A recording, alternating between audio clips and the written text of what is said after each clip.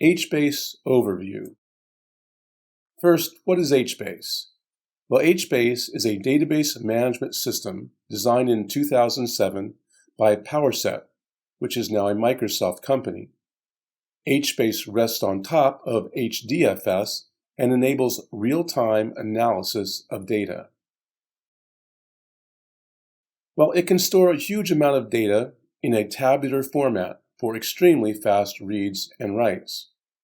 HBase is mostly used in a scenario that requires regular and consistent inserting and overwriting of data, even in an HDFS environment.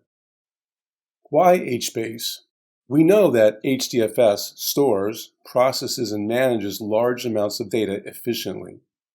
However, it performs only batch processing where the data is accessed in a sequential manner.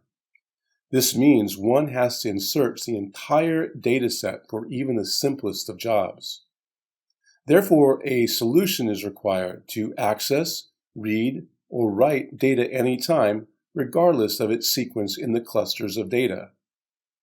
HBase is modeled after Google's Bigtable, which is a distributed storage system for structured data. Just as Bigtable leverages the distributed data storage provided by the Google file system, Apache HBase provides Bigtable-like capabilities on top of Hadoop and HDFS. What are some of the characteristics of HBase? HBase is a type of NoSQL database and is classified as a key value store. Some characteristics of HBase are values, which are identified with a key. Both key and values are byte array of type, which means binary formats can be stored easily.